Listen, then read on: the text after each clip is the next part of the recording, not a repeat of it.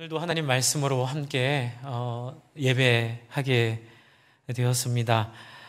우리 작년 말씀 기도해 주신 것처럼 함께 모이지 못한 예배가 참 우리의 마음을 아프게 하지만 이 안에도 오늘 말씀을 통해 하나님의 섭리가 있음을 좀 알고 하나님이 받으시는 예배, 하나님이 받으시는 기도하는 저와 여러분 되기를 바라는 마음으로 말씀을 나눕니다.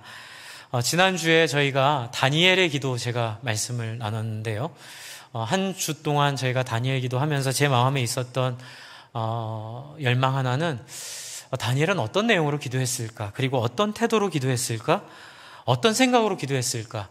다니엘의 구체적인 기도문은 무엇이었을까?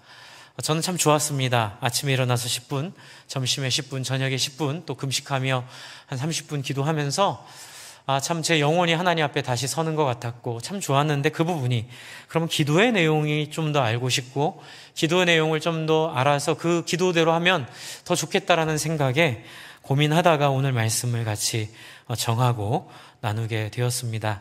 오늘 말씀 역대하 7장의 말씀은 지난주에 다니엘의 기도 설명드리면서 말씀드렸던 열왕기상 9장에 있는 말씀, 1절부터 9절에 있는 말씀과 거의 비슷합니다. 단지 앞에 있는 12절부터 16절까지의 내용이 열왕기상에는 안 적혀 있고 역대하에는 적혀 있습니다.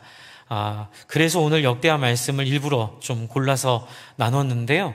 먼저는 이 내용을 이해하기 위해서 역대하에 왜 이 13절, 14절, 15절의 얘기가 더 포함이 되어 있을까라는 설명을 먼저 드리고 말씀을 계속 이어가도록 하겠습니다.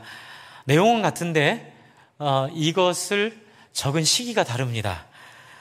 그러니까는 열왕기상은 포로 이전에 그 이스라엘의 역사를 잘 정리한 책이고요. 그리고 역대하는 포로로 갔다 온 다음에 백서라고 보시면 됩니다. 어떻게 보면은 열왕기상은 일지, 이순신 장군님의 난중일기처럼 그렇게 그 상황들을 적은 기록이라 보시면 되고요. 역대하는 이 모든 일이 끝난 다음에 징비록이라고 하잖아요.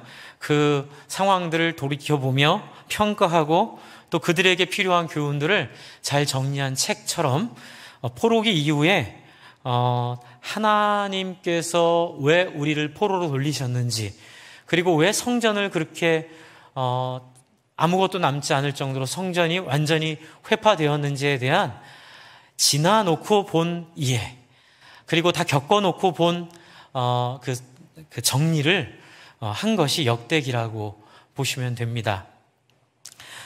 이 솔로몬에 대한 기록도 마찬가지인데요. 역대하 9장 29절을 보시면 29절에 이렇게 기록되어 있습니다. 이 외에 솔로몬의 시종 행적은 선지자 나단의 글과 실로 사람 아이야의 예언과 선견자 이도의 묵시책 곧 이도가 느바세 아들 여로보암에 대하여 쓴 책에 기록되지 아니하였느냐. 그러니까 이 내용들을 다 쓴 게 아니라 많은 이야기들 중에 지금 필요에 의하여 역대기를 기록했다는 이야기가 되고요. 이제 나머지 많은 이야기들은 다른 책에도 많이 있으니 이제 보라 이렇게 기록된 것처럼 지금 이 내용은 한 군데에만 집중하고 있습니다.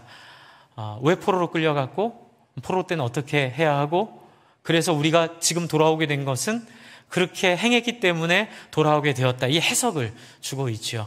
참고로 올 3월에 우리 현창학 교수님께서 수요 예배 때 역대하 이 본문을 가지고 잘 설명해 주신 내용 여러분 한번 찾아서 들으시고 함께 참고해 주시면 큰 도움이 될 거라고 생각이 들고 저도 우리 현 교수님 알려주신 내용들이 큰 도움이 돼서 오늘 말씀을 준비하게 되었습니다. 그러면 이제 이렇게 정리가 되죠. 다니엘이 했던 그 해석, 다니엘이 했던 그 상황에 대한 판단은 이 역대하에 있는 내용과 일치하다고 보시면 됩니다. 그래서 다니엘의 기도를 찾는 데 있어 중요한 근거가 이제 나왔고요. 그러면 역대기에 나와 있는 이 포로로 끌려온 상황에 대한 해석이 어떻게 되는지 좀 보겠습니다. 여러분 오늘 기도를 보시면 뒤쪽에 열왕기상 9장에 똑같이 나와 있는 내용인데요. 양쪽에 똑같이 나와 있는 일지에도 나와 있고 징비록에도 똑같이 나와 있는 내용이라 보시면 되는데 17절부터 22절이 양쪽에 똑같이 나와 있는 내용입니다. 그런데 이 내용을 보시면 하나님이 이 솔로몬의 기도를 기뻐하시는 데서 그치지 않으시고 지금 이들에게 어떻게 너희가 하면 여기서 잘 지낼 수 있는데, 그런데 만약에 그렇게 안 하면 내가 너희를 뽑아버리겠다. 그리고 성전을 완전히 없애버리겠다라는 내용이 여기에 나와 있습니다. 그래서 다니엘 입장에서 이해를 했던 것들을 유추해 보면 아마 자기들이 잡힌 포로의 상황이 바벨론이 힘이 세서도 아니고 우리 표현으로 의하면 시대의 역사 속에 나타난 어떤 하나의 현상도 아니라 명확하죠. 하나님의 백성이 이 말씀에 기록된 대로 하나님에게서 마음이 떠나버렸기 때문에 포로로 끌려왔다고 이해를 하는 거예요. 보시면 7장 19절 20절을 제가 읽어드리겠습니다. 7장 19절 20절, 역대하 7장 19절 20절, 오늘 읽은 말씀이죠. 그러나 너희가 만일 돌아서서 내가 너희 앞에 둔 내 율례와 명령을 버리고 가서 다른 신을 섬겨 그들을 경배하면 어떻게 된다고요? 20절, 내가 너희에게 준 땅에서 그 뿌리를 뽑아내고 내 이름을 위하여 거룩하게 한 이 성전을 내 앞에서 어떻게 한다고요? 버려버리겠다. 그리고 모든 민족 중에 속담거리와 이야기거리가 되게 하겠다라는 이 기록이 있습니다. 제가 이 말씀을 왜 이렇게 강조하냐면요, 요즘 우리가 겪고 있는 현상에 대한 해석이 너무 어려워서 그래요. 우리가 참 예배를 상황 때문에 모이지 못하게 됐고, 우리가 그렇게 소중하게 여겼던 그 예배의 가치를 어떻게 보면은 이렇게 잃어버리는 것 같은 두려움도 들고, 그래서 여기에 대한 해석과 반응이 너무 목사님마다 다르고 또 생각하는 사람마다 다르고 다 자기의 생각과 처한 상황에서 해석을 하려고 하거든요. 그런데 그러면 안 되겠다는 생각이 들었어요. 무엇보다 말씀을 근거로 우리가 이 상황을 파악해야 되는데, 첫 번째 이 말씀을 통해 우리가 알 수 있는 건 뭐냐면요, 다니엘의 상황이 우리의 상황과 연결될 수 있겠다라는 생각이 들었습니다. 왜요?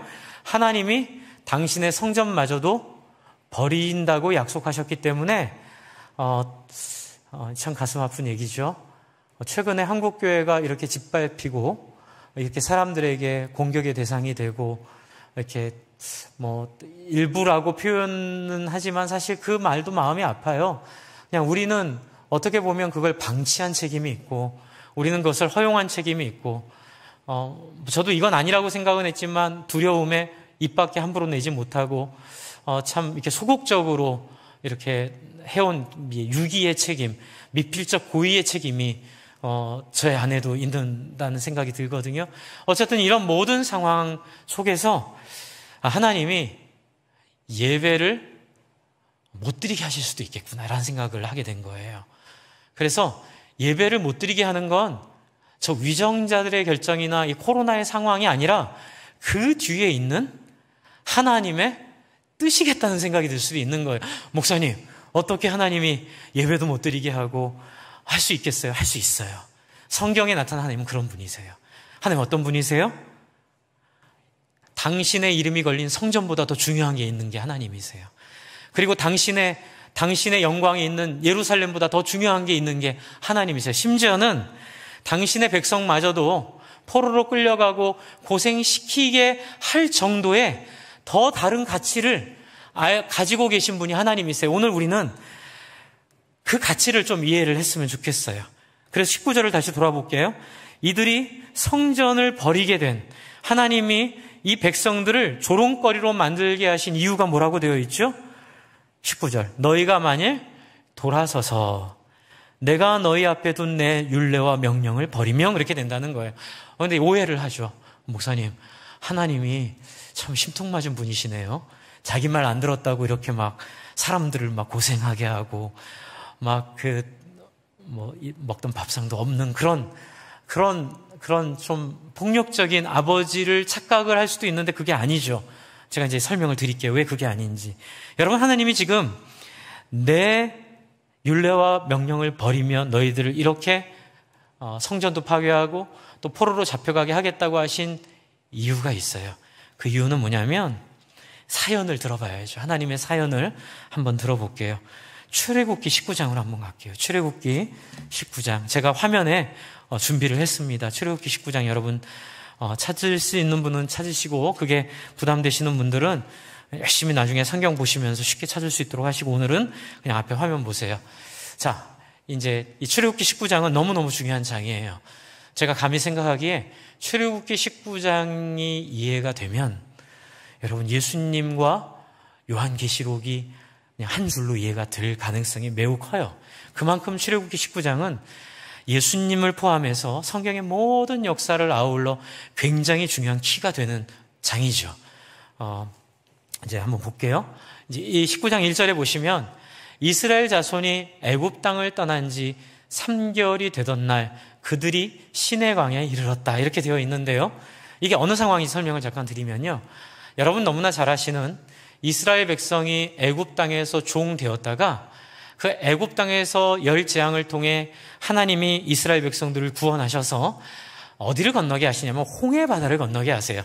근데 이게 굉장히 특별하고 굉장히 가치 있는 상징이죠. 성경에서는 홍해 바다가 갈라지는 초현실적인 일을 경험하고 홍해 바다를 이스라엘 백성들이 두려운 가운데 걸어가요. 그때 머리 위에 고래가 지나가고 그렇죠? 자기 저 높은 물벽 사이로 그 물고기들이 지나가는 해저를 맨 땅으로 경험하는 정말 이건 전무후무한 기적이죠. 이런 놀라운 경험을 통해서 이스라엘 백성들이 느끼게 되죠. 뭘 느끼죠? 열재앙과 이 경험을 통해 하나님이 어떤 분인지를 알게 돼요. 그렇죠. 우리의 조상이 하나님이 누군지를 알게 되고 게다가 어떤 일이 벌어지냐면 이들이 홍해를 벗어나고 뒤에 보니까 자기들을 그렇게 괴롭혔던 그러나 함부로 상대할 수 없었던 무시무시한 철병거를 가진 애국 군대가 쫓아오고 있는 거예요.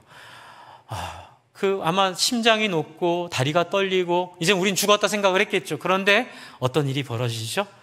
홍해 바다가 기적과 같이 그들 위로 덮어져 버려요. 그래서 그들이 물속에 수장되어요. 너희를 괴롭혔던 자들이 어디 있느냐? 너희를 공격했던 자들이 어디 있느냐? 그들의 흔적은 찾을 수도 없고 그들은 다시 볼 수도 없는 놀라운 이 비현실적인 상황이 이들 앞에 펼쳐지는 거죠. 그리고 나서 어떻게 돼요? 19장 1절에 3개월이 되던 날, 저는 이 3개월에도 굉장히 은혜가 있다고 생각을 해요. 나중에 또 설명을 드릴게요. 이제 짧게만 설명드리면 하나님이 이스라엘 백성이 생각할 시간을 주시는 거죠. 매우 인격적인 단계예요. 하나님이 막 함부로 안 하세요. 3개월이 되던 날 그들이 시내광에 이르자 2절 그들이 느비딤을 떠나 시내광에 이르러 그 광에 장막을 치되 이스라엘이 거기 산 앞에 장막을 치니라. 하나님이 인도하신 거예요. 왜 인도하셨냐면 3절부터 내용이 나와요. 모세가 하나님 앞에 올라가. 왜 올라갑니까? 여호와께서 산에서 그를 불러 말씀하시면서 이렇게 얘기하시죠. 이같이 야곱의 집에 말하고 이스라엘 자손에게 말하라. 여러분 이 얘기는 뭐냐면요.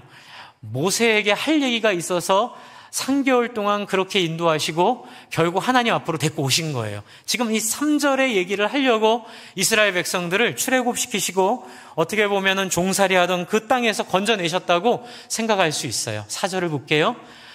뭐라고 이제 하시는지 볼게요. 하나님이 뭐라고 하시나요? 내가 애굽 사람에게 어떻게 행하였음과 내가 어떻게 독수리 날개로 너희를 업어 내게로 인도하였음을 너희가 보았느니라. 여러분 이 내용 보고 저는 정말 많이 은혜를 받아요. 저는 읽을 때마다 이 부분이 딱 오면 제가 하나님한테 그렇게 얘기해요. 하나님, 인간이 무엇이간데 이렇게 존중해 주시고 사람이 무엇이간데 이렇게 대우해 주십니까? 왜 그러냐면요. 하나님은 홍해를 가르시고 죽은 자를 살리시고 그렇죠? 이 말씀으로 만물을 만드신 분이세요. 그런데 그 하나님이 뭐가 아쉬워서 이렇게 말씀하시나요? 내가 어떤 존재인지 너희 잘 보았지? 그렇죠? 내가 애굽 사람에게 어떻게 행했는지, 내가 어떻게 너희를 여기까지 인도했는지 너희가 듣고 보고 경험하지 않았니? 하나님 뭐가 부족해서요? 하나님이 뭐가 아쉬워서 저 같았으면 그렇게 했을 것 같아요. 자, 잔말 말고 내 말 들어. 옛다 율법. 이거대로 안 하면 다 죽을 줄 알아? 이거대로 안 따르면 다 끝나? 이렇게 할 텐데 하나님 그렇게 안 하시죠. 뭐라고 하시죠? 내가 어떤 존재인지 잘 봤지. 마치 세상적으로 세계를 제패한 왕이, 그렇죠? 자기가 제패한 그 나라에 정말 종으로 삼아도 할 말 없는 그 어떤 마을에, 그 시골에서 자란 정말 그 여인을 보고 반해서, 그렇죠? 그 여인에게 와서 무릎 꿇고, 자, 내가 어떤 왕인지 설명하고 내가 어떤 존재인지를 설득하는 그런 하나님의 모습이 이 안에 보여요. 보여주세요. 앞에 화면을. 내가 어떻게 너희를 인도했는지 너희가 보았다. 그리고 5절 보시면 가관이에요. 더 나아가세요. 저는 여기서 너무, 하나님 이렇게까지 안 하셔도 돼요. 이렇게까지 얘기 안 하셔도 하나님은 어떤 분인 줄 아세요. 그런데 하나님은 더 얘기를 하시죠. 뭐라고 얘기를 하시죠? 5절. 세계가 다 내게 속하였나니. 저기 예배 시간에 오신 분들 들어오셔서 예배 드리시기 바랍니다. 네. 오늘은 온라인으로만 예배 드리는데요. 저희, 예배 시간에, 사람이 지금 많이 없어서, 들어오셔도 됩니다.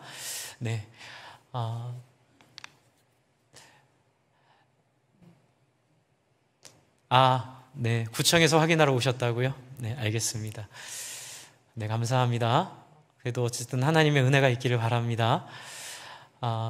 하나님이 내게 속하였나니 너희가 내 말을 잘 듣고 내 언약을 지키면 모든 민족 중에서 내 소유가 된다고 지금 말씀을 하시는 것은 정말 이 너무나 위대하고 놀라운 왕이 정말 한 번 더 자기를 낮추고 무릎을 꿇고 나를 잘 받아달라고 이렇게 이야기하고 있는 겁니다. 여러분 한번 생각을 해보세요. 하나님이 이렇게 위대하고 이렇게 영광스럽고 이렇게 온전한 분인데 하나님 우리를 낮추시고 우리에게 청원을 하세요. 그리고 이제 6절이 핵심이에요. 이제 제가 아까 말씀드렸던 상을 엎지 않는, 상을 엎어내지 않는 그 아버지라는 증거가 여기 있어요. 6절, 너희가 내게 대하여 제사장 나라가 되며 거룩한 백성이 되리라. 너는 이 말을 이스라엘 자손에게 전할지니라. 너희가 내게 대하여 제사장 나라가 되고 거룩한 백성이 되며, 이 말을 이스라엘 자손에게 전한다는 얘기는 뭐냐면요, 하나님이 우리에게 하시는 청혼이죠. 하나님께서 우리를 향하여 내가 너희를 원하는 백성으로 만들길 원하는데, 그것은 내가 억지로 해서 될 문제가 아니라 너희가 내 말을 받아주고 너희가 내 마음을 함께 동의해 줬을 때 내가 이것을 하고 싶다라고 하나님이 우리에게 요청하고 계시는 거예요. 주 안에 사랑하는 성도 여러분, 정말 이 6절의 말씀은 우리에게 주시는, 예수님을 믿고 있는 우리 모든 하나님의 백성에게 주시는 굉장히 놀랍고 귀한 말씀이죠. 저는 예수님이 이 본문에서 함께 이어지고 있다라고 저는 생각을 하고 있습니다. 저는 이 본문이 그 내용들을 포함하고 있다고 생각을 하고요.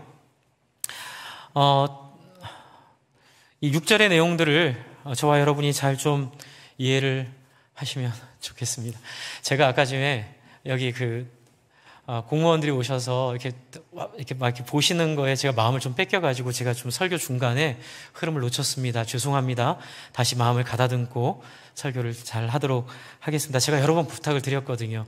예배 시간만큼은 좀 지켜달라고 했는데 굳이 예배 시간까지 오셔가지고 이렇게 하는 이유에 대해서는 제가 좀 마음이 너무 많이 아픕니다. 오시면 같이 예배 드리면 좋겠고 함께 하나님을 높여드리면 좋겠는데요. 어쨌든 제가 마음을 다시 좀 하나님 앞에 지키고 말씀을 나누도록 하겠습니다. 어쨌든 이 3절부터 6절까지 하나님의 말씀이 갖고 있는 영광스럽고 귀한 이 하나님의 청혼이 여기에 담겨 있습니다. 하나님 우리를 향하여 청혼하시는 거예요. 제가 이 말씀을 드리는 이유는 바로 8절 때문에 그래요. 8절 한번 보시죠. 8절. 7절, 8절을 보시면 7절, 8절에 이렇게 되어 있습니다. 모세가 내려와서 백성들의 장로를 불러 여호와께서 자기에게 명령하신 그 모든 말씀을 그들 앞에 진술하니 백성이 일제히 응답하여 이르되 여호와께서 명령하신 대로 우리가 다 행하리이다. 모세가 백성의 말을 여호와께 전하매. 여러분, 지금 가장 중요한 부분이 바로 이 8절이에요. 왜요? 하나님께서 우리의 동의를 원하시는 거예요. 이건 뭐냐면요, 우리의 삶 속에 있는 아담이 저질렀던 그 범죄의 핵심은 바로 내가 하고 싶은 대로 내 마음대로 사는 거였거든요. 그러나 하나님께서 우리에게 말씀하시는 건 뭐냐면, 너희가 하고 싶어도 나 때문에 안 하고, 너희가 하기 싫어도 나 때문에 하는 그런 하나님을 닮은 사람으로 너희가 살 수 있겠느냐? 이렇게 하나님이 우리에게 물어보시는 거죠. 그리고 하나님이 우리의 뜻을 알기를 원하시는 거죠. 이렇게까지 안 해도 돼요. 이렇게까지 안 해도 되죠? 그래, 너희 나 그런 사람이니까 나 따라와. 이렇게 하면 되는데, 하나님이 우리의 뜻을 물어보시고 8절에 이렇게 대답합니다. 백성이 일제에 응답하여 이르되 우리가 다 행하리다. 여러분, 이것 때문에 그래요. 대답했잖아요. 대답했기 때문에 어떻게 해요? 하나님은 이스라엘 백성을 책임지시고, 이스라엘 백성도 하나님의 언약 가운데, 율법 가운데 자기를 드려야 될 책임이 생긴 거예요. 그런데 이제 여기서 왜 하나님이 이렇게까지 하셨을까? 왜 하나님이 이렇게까지 여기서 일을 하셨을까라는 질문을 하게 돼요. 왜 그러셨을까요? 여기서 하나님이 이렇게까지 하신 이유는 바로 억지로 하면 안 되기 때문에, 하나님의 나라는 이들이 억지로 이 일을 해서는 안 되는 나라이기 때문에 하나님이 설득하고 이들에게 마음을 얻기를 원하셔서 이렇게까지 하신 거죠. 그래서 여러분, 이들은 이 말 때문에 이 구약 성경이 두꺼워졌고, 이 안에서 이들이 열심히 해보려고 했지만 결국은 솔로몬처럼 넘어지고, 결국은 이 안에서 실패한 사람들처럼 많이 넘어지는 슬픈 역사를 경험하게 됩니다. 그래서 여러분, 예수님이 오신 거예요. 많은 분들이 이제 생각하실 때, 목사님, 저렇게 이스라엘 백성들이 우리가 하나님의 백성 되겠습니다라고 말해서 하나님 주신 율법 못 지켰으니까 예수님 우리에게 오셔서 우리로 율법을 지키고, 우리로 율법을 못 지켜도 구원하게 하려고 예수님 오셨다고 오해를 하시는데, 그렇지 않아요. 하나님의 말씀은 바로 이거예요. 하나님, 인간같이 한번 돼보신 적 있으세요? 하나님, 사람처럼 이렇게 먹고 사는 문제 고민해보고 이렇게 우리 가운데 있는 육체 연약 가운데 살아본 적 있으세요? 안 해봤으면 말을 하지 마. 사실은 구약 성경에는 그런 말이 있진 않은데, 저는 구약 성경의 메시지 중에 하나가, 하나님, 우리는 못해요. 우리는 안 돼요. 라는 메시지가 있다고 저는 생각해요. 그때 하나님께서 뭐라고 하신 거냐면요, 그래? 그러면 내가 한번 해볼게. 라고, 그래서 인간의 몸을 이 땅에 입고 이 땅에 오셔서 어떻게 해요? 하고 싶지만 누구 때문에? 하나님 때문에 안 하고, 하기 싫지만 하나님 때문에 하게 되는, 그렇죠, 예수로서의 하나님의 완전한 모습을 보여주셨어요. 그래서 예수님이 어떻게 하시죠? 40일 굶었는데도, 힘든데도, 아담은 배부른데도 선악과를 굳이 취한 것처럼 예수님은 배고픈데도 불구하고 하나님의 뜻에 자기의 생명을 걸고 그 유혹을 막아내시죠. 돌을 떡으로 만들라는 그 유혹을 이겨내시고, 하나님께서는 예수님을 통해 이걸 우리에게 보여주셨어요. 다 할 수 있어. 그런데 너희 마음속에 단지 하나님을 사랑하는 마음이 없어서 그래. 그럼 하나님 어떡하라고요? 하나님, 그러면 우리는 희망이 없는 거예요? 그래서 내가 예수를 보냈잖아. 그래서 예수님이 오셔서 어떻게 됐죠? 우리를 위하여 십자가에 달려 죽으시고, 그렇죠? 우리를 위하여 십자가에 달려 죽으시고 부활하셔서 누가 오세요? 성령이 오셔서 우리 안에 무슨 마음을 주세요? 하나님 사랑하는 마음을 주셔서 어떻게 해요? 예수님이 하신 것을 흉내내며 예수님이 가신 길을 따라가며 살아갈 수 있도록 하나님이 우리에게 새 길을 열어주신 거예요. 그래서 디도서 말씀을 잠깐 볼게요. 디도서 앞에 준비했습니다. 디도서 2장 11절부터 14절까지, 2장 11절부터 14절까지, 2장 11절부터 14절까지 제가 한번 읽어드릴게요. 모든 사람에게 구원을 주시는 하나님의 은혜가 나타나 우리를 양육하시되 경건하지 않은 것과 이 세상 정욕을 다 버리고 신중함과 의로움과 경건함으로 이 세상에 살고 복스러운 소망과 우리의 크신 하나님 구주 예수 그리스도의 영광이 나타나심을 기다리게 하셨으니 뭐라고 하시죠? 하나님 은혜가 나타났는데 목적이 뭐예요? 그리스도의 영광이 나타나심을 기다리게 하신 건데 14절을 같이 읽겠습니다. 시작. 그가 우리를 대신하여 자신을 주심은, 십자가에 자신을 주심은 모든 불법에서 우리를 속량하시고 우리를 깨끗하게 하사 어떻게 해요? 선한 일을 열심을 내는 자가 내는 백성이 되게 하려 하심이니라. 여러분, 이 구절이 너무너무 영광스러운 구절이죠. 예수님이 이 땅에 오신 이유는 뭐예요? 구약은 율법을 지키지 못해서 저렇게 됐으니까 구약은 우리 얘기가 아니고 우리는 예수님을 통해 뭘 해도 우리는 구원받고 용서받고 잘 살 수 있게 될 거야 라는 말이 아니에요. 뭐죠? 구약의 율법의 요구를 예수님을 통해 완성해서 실제로 우리의 삶에 어떤 모습 가지게 하려고요? 하나님의 백성다운 모습으로, 하나님의 백성다운 삶으로, 하나님의 백성다운 인생으로 살아가게 하려고 하나님이 예수를 이 땅에 보내셨다고 성경은 명확하게 증거하고 있어요. 주 안에 사랑하는 성도 여러분, 하나님의 나라는 분명합니다. 요한계시록을 잠깐 볼게요. 앞에 준비는 안 했는데 여러분, 요한계시록에 보시면 요한계시록에 21장 7절 8절 21장 7절 8절을 제가 읽어드리고요. 또 26절 27절 4절 읽어드릴게요. 21장을 한번 찾아보세요. 요한계시록 21장 7절 8절 26절 27절 7절 8절 제가 읽어드릴게요. 요한계시록에 새 예루살렘이 임했을 때 그것을 묘사할 때 어떻게 묘사하냐면요, 이기는 자는 이것들을 상속으로 받으리라. 나는 그의 하나님이 되고 그는 내 아들이 되리라. 그러나 두려워하는 자들과 믿지 아니하는 자들과 흉악한 자들과 살인자들과 음행하는 자들과 점술가들과 우상 숭배자들과 거짓말하는 모든 자는 불과 유황으로 타는 못에 던져지리니 이것이 둘째 사망이라. 이렇게 되어 있고요. 21장 26절 27절 사람들이 만국의 영광과 존귀를 가지고 그리로 들어가겠고 무엇이든지 속된 것이나 가증한 일 또는 거짓말하는 자는 결코 그리로 들어오지 못하되 오직 어린 양의 생명책에 기록된 자만 들어가리라. 나중에 천국을 묘사하는데 천국엔 누가 들어간다고요? 27절에 있는 어린 양의 생명책에 기록된 자가 들어가는데 그는 누구예요? 속된 것이나 가증한 일, 거짓말하는 자는 못 들어온다고요. 주 안에 사랑하는 성도 여러분, 하나님의 나라는 기준을 낮추지 않았어요. 하나님의 꿈인, 하나님의 소원인 에덴에 실패했던 아담의 실패를 회복해서 하나님의 영광스러운 하나님 나라에 들어가기 위한 이 여정 가운데 하나님 주셨던 율법, 그리고 하나님 주셨던 언약, 그리고 하나님 주셨던 예수 그리스도의 죽음과 부활, 이 모든 과정의 목표는 딱 하나예요. 뭘까요? 스스로 자원하여 원하는 것을 하나님을 위해 하지 않고, 하나님 원하지 않기 때문에 또 원하지 않는 것을 하나님을 위해 할 수 있는 누구 닮은, 예수 닮은 사람으로 우리를 변화시키기 위하여, 우리를 만들기 위하여 하나님의 온전한 목적과 방향은 딱 하나예요.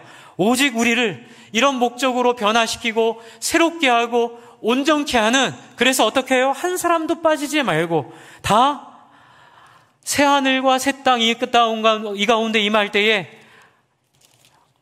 하나님 나라에 영광스럽게 들어갈 수 있는 자격을 갖춘 사람들로 하나님 우리를 만드시기를 원해요.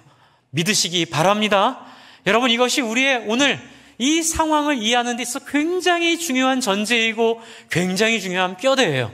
여러분, 예수님을 믿었어도 이 뼈대를 확고하게 만들지 못하고 예수를 믿으면 중간에 잘못된 신앙으로 빠져가게 될 가능성이 굉장히 커요. 제가 아까 전에 읽었던 디도서 2장 14를 잘못 읽어볼게요. 제가 요즘에 제가 느끼는 그 잘못된 신앙으로 한번 읽어볼게요. 2장 14절을 다시 한번 보세요. 제가 한번 잘못 읽어볼 테니까 한번 보세요. 뭐가 잘못됐는지. 그가 우리를 대신하여 자신을 주심은 모든 좋은 것을 우리가 누리게 하시고 우리로 항상 잘 되고 항상 부유하고 항상 문제없는 사람이 되는 잘 먹고 잘 사는 인간으로 만들게 하기 위해서임이라. 이렇게 말하면 틀린 거죠. 그런데 놀랍게도 우리는 그동안 우리의 신앙이 왜 우리에게 율법을 주셨는지, 왜 우리에게 언약을 주셨는지, 왜 우리에게 하나님이 예수를 주셨는지, 왜 우리에게 신앙을 주셨는지를 까맣게 잊어버리고 예수님만 믿으면 그 다음에는 다시 돌아갈게요. 아까 좀 읽었던 역대하 7장에 기도하고 있는 솔로몬처럼 그것이 나의 보장이 되고 그것이 나의 본질이 돼서 어떻게 살아도 하나님이 나에게 축복 주신다고 착각하게 만들어 결국 솔로몬처럼 실패하게 되는 그러한 문제들을 우리에게 주고 있어요. 주 안에 사랑하는 성도 여러분, 다니엘이 기억했던 그의 기도의 근거는 여기에 있습니다. 왜 포로로 끌려왔는가? 왜요? 하나님 백성으로의 마음을 잃어버렸기 때문에, 하나님 백성으로 만들어 가려는 하나님 나라의 중심을 잃어버렸기 때문에 하나님께서 이스라엘 백성을 하나님의 백성답게 만들기 위해 성전도 파괴하게 하시고, 사실 아까 전에 공무원들께서 오셔서 뒤에서 이렇게 조사하는 거 보시면서 제가 지금 마음이 많이 무너져 버렸어요. 제가 너무 속상해요. 죄송해요. 왜 속상하냐면 교회가 이렇게까지 믿을 수 없는 감시의 대상이 되었구나. 저는 그분들한테 유감이 없어요. 얼마나 수고하시고 죄송하죠. 일하시는 공무원들께 너무 죄송하고 너무 민망하고 너무 송구할 뿐인데, 제가 아까 전에 딱 설교하는 과정 가운데 여러분이 오셔서 이렇게 보시고 이렇게 체크하시는 거 보면서 성전이 무너졌구나. 우리가 버려졌구나. 더 이상 교회는 믿을 게 못 되는구나. 확인을 해야 하고 체크를 해야 되고 검증을 해야만 믿을 수 있는 존재가 됐구나. 제가 지금 설교를 못 하겠어요. 사실은 아까 그분들 왔다 가신 다음부터는 제가 지금 다 까먹었어요. 설교 준비한 거를. 제 마음이 완전히 무너져 버렸어요. 그런데도 다시 소망을 갖는 건 바로 그것이 다니엘이 경험하고 있었던 참담함이라는 거예요. 성전은 다 무너져 버렸고, 그런데 여러분, 이것이 전혀 이상하지가 않아요. 저는 제가 이렇게 설교를 준비했지만 막상 또 현장을 느끼니까 제 마음이 너무너무 힘든 상황이 됐는데, 근데 이거는 전혀 이상하지가 않아요. 왜냐하면 아모스서에 그런 얘기하세요. 내 앞에서 노래를 그칠지어다. 내 앞에서 제사도 그칠지어다. 내가 원하는 제사는 또 다른 성경에 내가 원하는 제사는 인애와 자비이지 너희의 살찐 짐승과 소나 음악이 아니다. 여러분, 하나님의 마음은 어디에 있지요? 여러분, 우리가 왜 이 처절하고 이 참담한 상황을 경험해야 할까요? 그것은 바로 우리가 하나님을 잃어버렸기 때문에 그래요.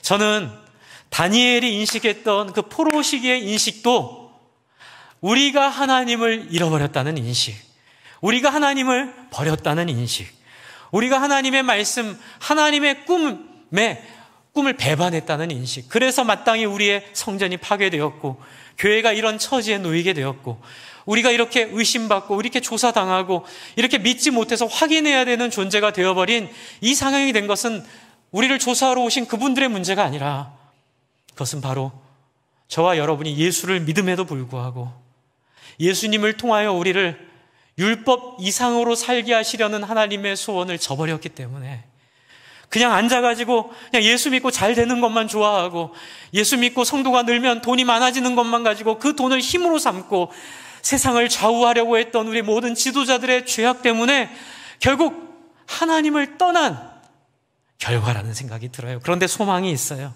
어떤 소망이 있지요? 바로 이제 오늘의 핵심이죠. 우리가 어떻게 기도할 것인가? 다니엘이 어떻게 기도했을까?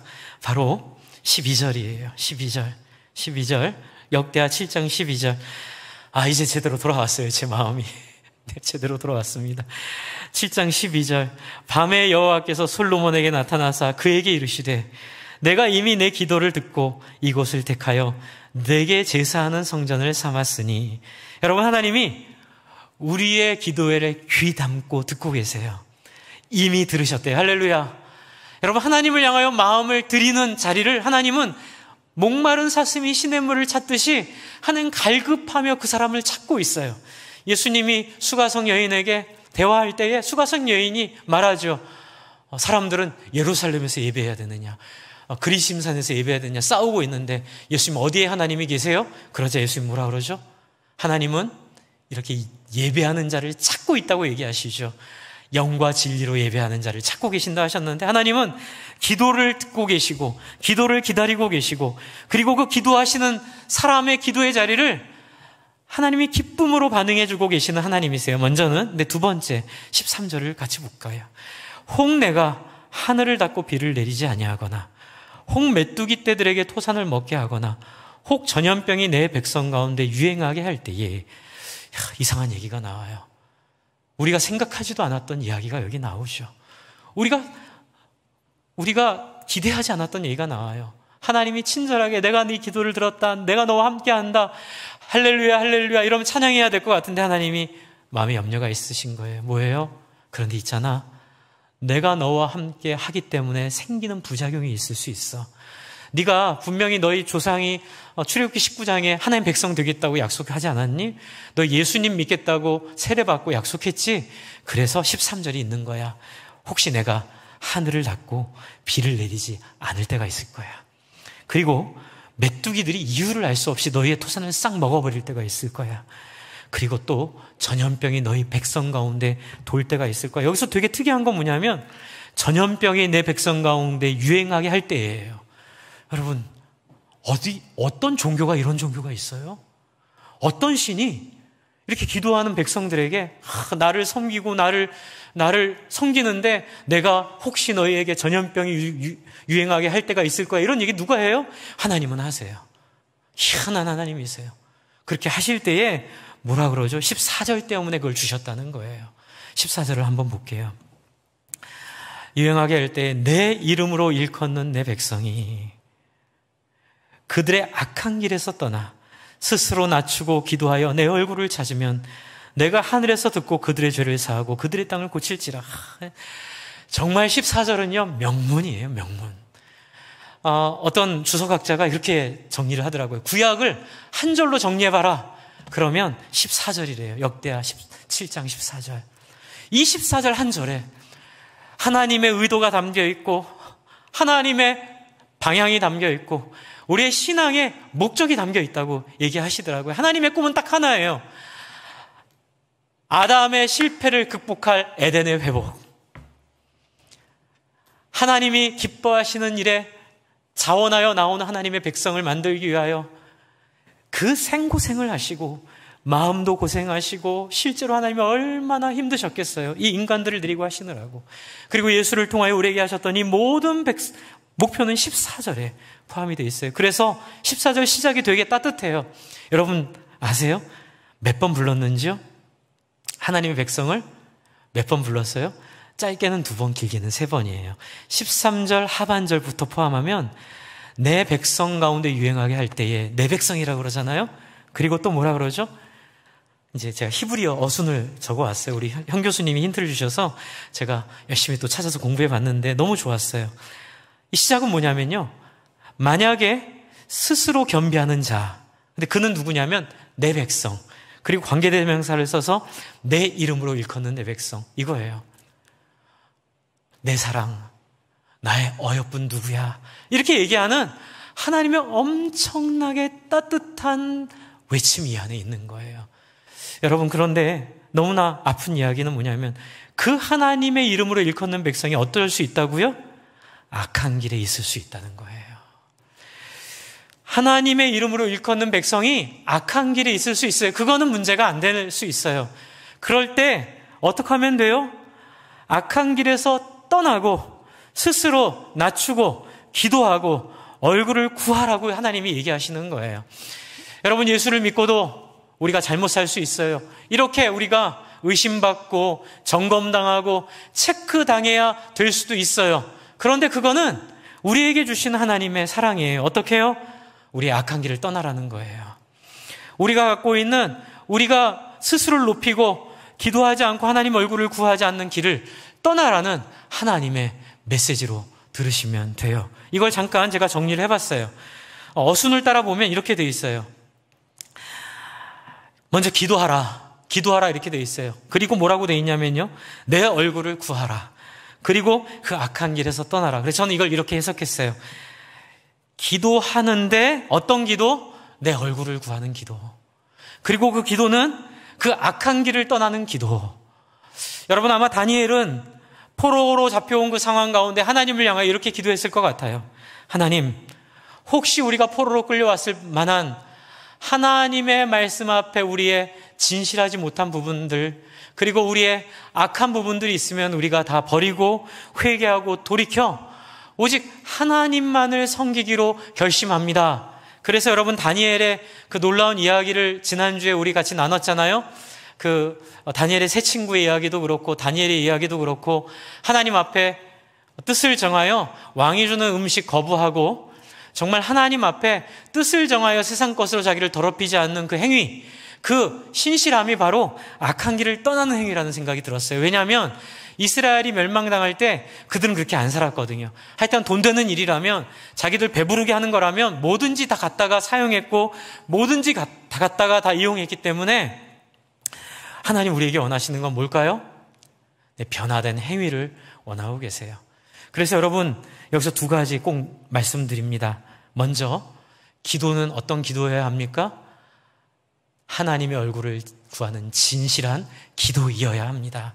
요한 1서에 보면, 그쵸? 누구든지 자기 죄를 고백하면 그는 미쁘시고 의로우사 우리를 깨끗하게 하실 거라고 얘기하시고, 또 나오는 말씀이 아무도 자기를 죄 없다 말하면 하나님을 거짓말하는 자로 만들 것이다, 이렇게 얘기하고 있어요. 그 얘기가 바로 하나님의 얼굴을 구하라는 거예요. 여러분, 우리가 어느덧 우리가 살아가면서 내 안에 있는 생각, 내 안에 있는 중심을 감추고 그것을 이렇게 드러내지 않고 사는데 익숙해져 버렸어요. 그러나 하나님 그거 원하지 않으시죠. 하나님 원하시는 건 뭐예요? 있는 모습 그대로. 내가 타락했으면 타락한 그대로, 내 안에 있는 욕망이 세속적이면 세속적인 욕망 그대로 하나님 앞에, 하나님 어떻게 하면 좋아요? 하나님은 저를 예수 그리스도로 하나님의 백성 삼기를 원하시는데 제가 이렇게 더럽고 어둡고 이중적이에요 라고 솔직하고 정직하게 나오기를 하나님 원하세요. 그래서 우리가 다니엘 기도할 때 여러분, 먼저 진실합시다. 있는 모습 그대로, 가지고 있는 부족한 그대로 가지고 나아가고요. 두 번째는 뭐예요? 실제로 악한 길을 떠나는 거예요. 여러분, 기독교 신앙은 말의 신앙이 아니에요. 기독교 신앙은, 그리고 하나님은 우리의 행위를 보세요. 그게 목사님 행위로 구원받는다, 그런 얘기 아니에요. 행위로 구원받는다는 얘기가 아니고요. 하나님은 예수의 은혜로 우리의 행동이 하나님 나라에 어울릴 사람으로 우리를 만드시기를 원하십니다. 할렐루야. 이게 기독교 신앙의 핵심이에요. 그래서 우리는 예수를 믿으면 믿을수록 더욱더 율법 이상의 삶을 살고, 그렇죠? 우리는 더욱더 하나님이 기뻐하시는 중심으로 살아. 아까 전에 요한계시록 제가 읽어드린 것처럼 요한계시록에 나와 있는 새하늘과 새 땅에 들어가지 못하는 속된 것, 가증한 일, 거짓말하는 자로는 더 이상 살지 않도록 하나님이 예수의 피로 저와 여러분을 만들어내실 줄로 믿습니다. 주 안에 사랑하는 성도 여러분, 저는 이 구약의 바탕 위에 예수님이 오셨다고 굳건히 믿고 있고요. 그리고 예수님의 십자가 죽음을 통하여 저와 여러분의 자아가 같이 죽게 하시고, 그리고 예수님의 부활을 통하여 성령님 보내주셔서 구약 성도들은 할 수 없었던, 솔로몬은 실패했던, 그리고 많은 사람들이 너무 어렵게 허덕이며 해왔던 하나님 앞에 중심이 세워진 자, 하나님 앞에 마음이 들여진 자로 저와 여러분을 하나님이 부르고 계심을 믿습니다. 그리고 그것이 안 될 때, 우리가 세속적인 거에 마음을 뺏기고 세상적인 거에 잘못 나아가고 말씀대로 교회가 못 살게 될 때, 하나님은 때로는 오늘 저희가 경험한 것처럼 이런 비참하고 참담한 상황을 경험하게도 하시고, 때로는 교회가 길바닥에 버려져 사람들의 밟히는 것도 하나님 감수하시면서까지 그렇게 해서라도 어떻게 해요? 돌아오라, 돌아오라, 돌아오라. 어디로? 하나님의 진실함으로, 하나님의 정직함으로, 하나님의 그 사랑 가운데 돌아오라라는 하나님의 요청이 있음을 믿습니다. 그래서 하나님은 밥상을 뒤엎는 그런 포악한 아버지가 아니세요. 하나님은 우리를 어렵게 하시는 걸 다 계획이 있으시고 하나님이 다 알고 계시는 상황 가운데 우리의 영원한 삶이 중요하기 때문에 우리의 삶 속에 잠시 경제가 어려워지고 또 우리가 사람들에게 비난당하고 교회가 예배를 못 드리고 이렇게 어려운 일을 당하는 것을 감수하면서까지도 어떻게 해요? 우리가 하나님 앞에 말과 행동에 하나님을 진실로 사랑하고 따르기 원하는 흔적의 모습을 보이기를 원하십니다. 오늘이 이것이 오늘 말씀의 결론입니다. 주 안에 사랑하는 성도 여러분, 이런 상황이 오면 올수록 더욱더 우리 자신을 돌아보고 하나님 앞에 우리 기도합시다. 다니엘의 기도는 아마 하나님의 얼굴을 구하는 기도, 그렇죠? 그리고 그 땅을 고쳐달라는 마음으로 하나님 앞에 그의 행위를 떠나는 기도였을 것입니다. 이 시간 우리가 함께 기도할 때에 하나님 앞에 그렇게 기도합시다. 하나님, 우리가 우리의 죄를 돌이키고 우리가 우리의 관심의 대상이 철저히 세속적이고 철저히 세상적이고 철저히 바알적인 기준을 따라 살아왔던 것들을 하나님 회개하고 돌이킵니다. 교회들도 거기에 너무 몰입했던 것들을 회개합니다. 하나님의 얼굴을 구하오니 하나님 우리를 새롭게 하시고 우리를 하나님의 거룩한 백성 만드시는 길로 인도해 달라고 이 시간 함께 같이 간절히 기도하겠습니다.